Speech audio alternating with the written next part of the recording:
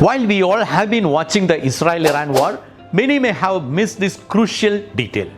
On March 14, 2026, Iran fired what may turn out to be the most consequential shot in this entire war. It wasn't a missile.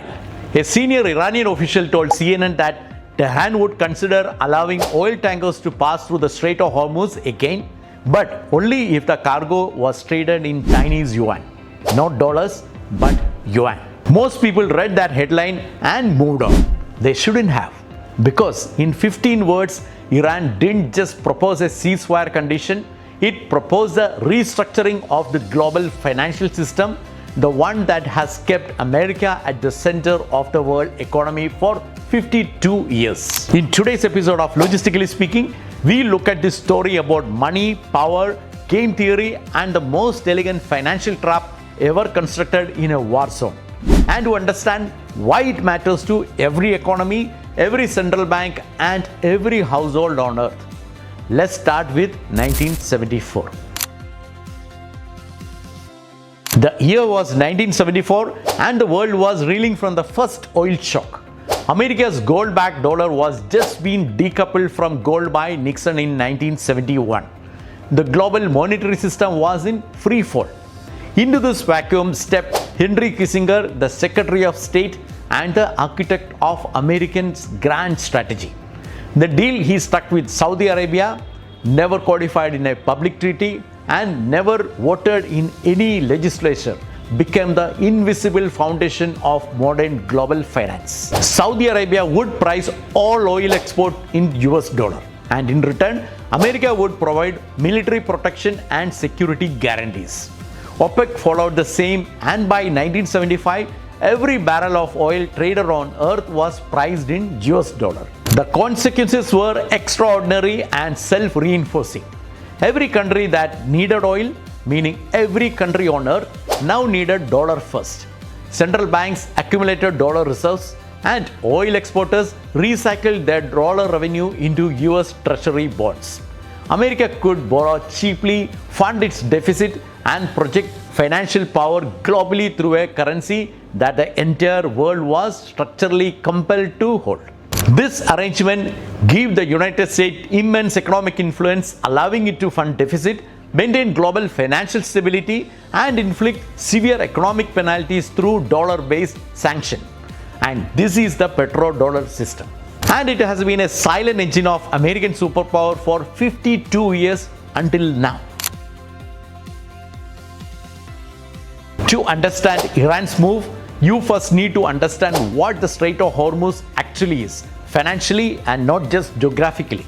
During 2023 to 2025, 20% of the world's LNG and 25% of seaborne crude oil trade pass through the strait annually, which is a 21-mile wide channel between Iran and Oman. The Persian Gulf is essentially a closed body of water with a single exit, and that exit is the strait.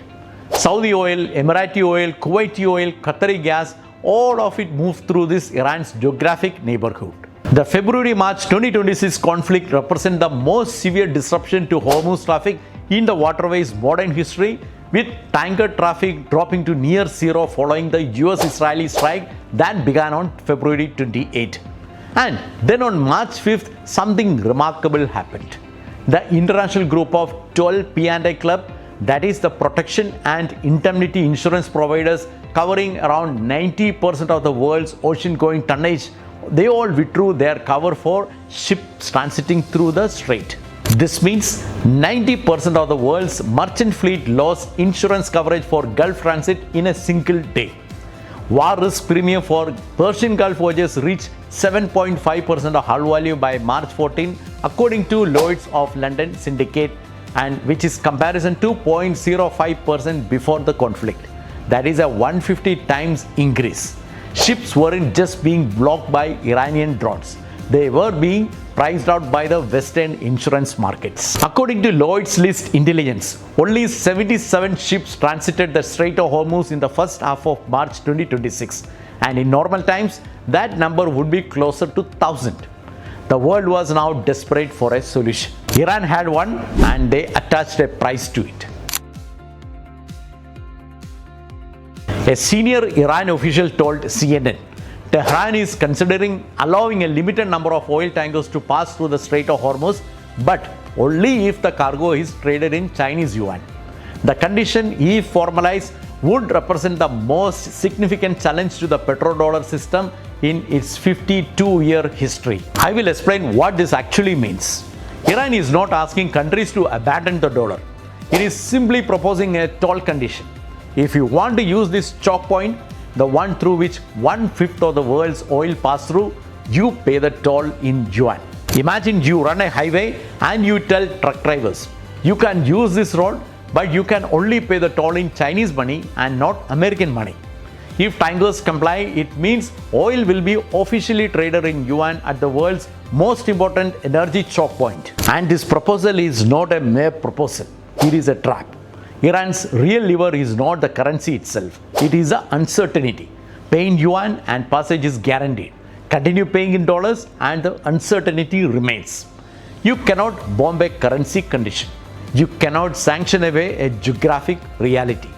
The United States can destroy Iran's air defense, but it cannot destroy Iran's location on the map. This was not built in desperation. It was built deliberately, patiently, and in coordination with Beijing. And the groundwork that make it possible has been under construction for years. What looks like an improvised wartime maneuver is actually the activation of infrastructure that China spent a decade building. In 2018, China launched the Shanghai International Energy Exchange, the first platform in history that allowed oil futures to be bought and sold in yuan backed by gold. The petro-yuan contract was never meant to replace the dollar overnight. It was meant to build the plumbing, the accounts, the settlement, the system, and the currency swap agreements, and the financial relationship that could make yuan oil payment possible when the moment comes. Then there is SIPS, that is a cross-border interbank payment system, which is China's answer to the SWIFT financial messaging network that America controlled. China's SIPS process equivalent of 245 trillion in yuan denominated transaction in 2025 alone, which is a 43% increase from the year before. And as of January 2025, SIPS has 1,467 indirect participants across 119 countries, linking 4,800 banks in 185 countries. And then there is 𝐾𝐮𝒴, perhaps the most consequential financial technology that people may have never heard of. A blockchain-based platform using central bank digital currencies from China, UAE, Saudi Arabia, and Thailand. 𝐾𝐮𝒴 offers transaction times reduced from days to seconds, which costs potentially half compared to traditional cross-border payments. And by November 2025, 𝐾𝐮𝒴 had already processed over $55.5 billion in transactions, with the digital yuan accounting for 95% of the volume. The infrastructure was ready, and since February 28, 2026, 11.7 million barrels of Iran crude oil have moved from Iranian ports to Chinese refineries, not through the international shipping system that run on dollar payment and Western insurance, but through a shadow fleet of ships with every single barrel settled outside the US dollar. The game was already being played, and the yuan condition was just the public announcement. Let me explain this through the lens of game theory, because that is precisely what Iran strategists did. There are 4 players in this game: Iran, China, the United States, and every oil importing nation on earth. Firstly, Iran's option. Keep the strait closed. Oil prices spike, but Iran loses $3 billion a month in its own export revenue. Next, open it in dollar. Surrender all leverage, gains nothing, and the war was financially pointless. Or open it in yuan. Collect revenue, weaponize the choke point financially, chips away at the dollar without firing a single additional missile.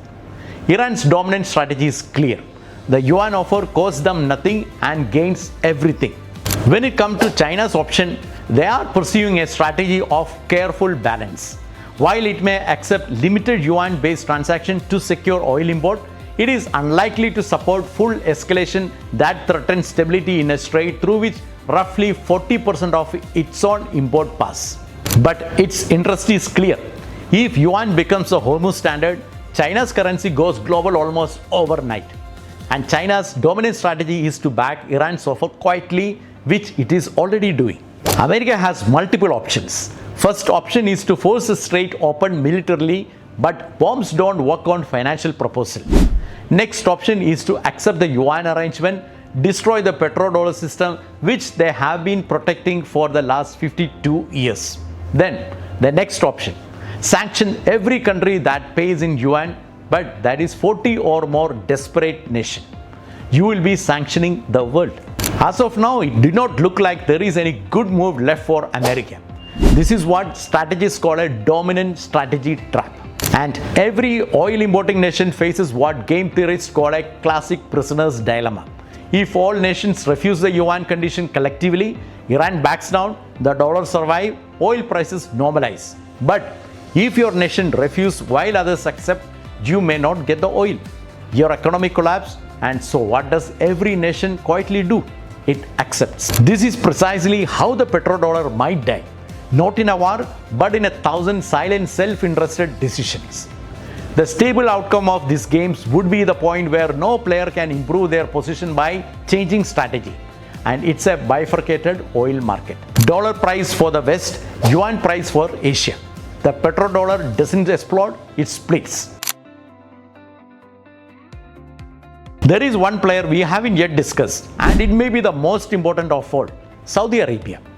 The petrodollar was not a treaty, it was a relationship, a commitment built on personal bonds between America and Saudi Arabian leadership, backed by military guarantees and common interest. Saudi Arabia have not formally agreed to price oil in yuan on a permanent basis. However, the kingdom effectively entered its exclusive commitment to dollar pricing in June 2024 and has built the technical infrastructure for yuan settlement through a $7 billion currency swap with China and in participation in the 𝐾𝐮𝐬𝐬 payment platform. Saudi Arabia joined BRICS in 2024.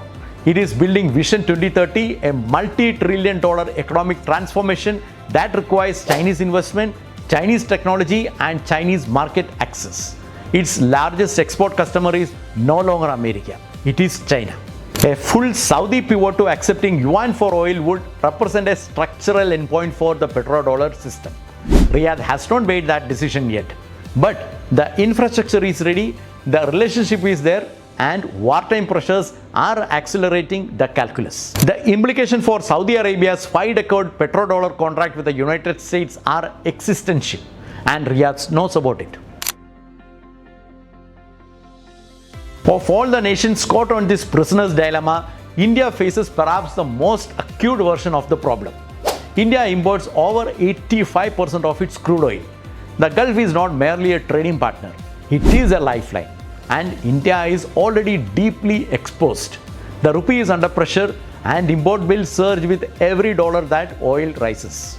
And the RBI must choose between defending the currency and keeping the economy from overheating. India already buys Russian oil in Indian rupees, a precedent that has normalized non-dollar oil settlement within its own financial system. If India now pays in yuan for Gulf oil, it shifts its reserve strategy, increases rupee pressure and risks inflation.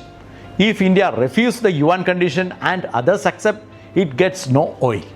GDP will be impacted and will lead to political crisis. Countries like South Korea and Japan face pressure. Disruption have already led Tokyo and Seoul to evaluate national stockpiles and alternative sourcing, with Japanese shipping firms pausing operations near the strait and South Korean refiners monitoring supplies closely. The geopolitical lesson that India is drawing from this crisis is the same one every energy importing nation is drawing. Single corridor dependency is existential vulnerability.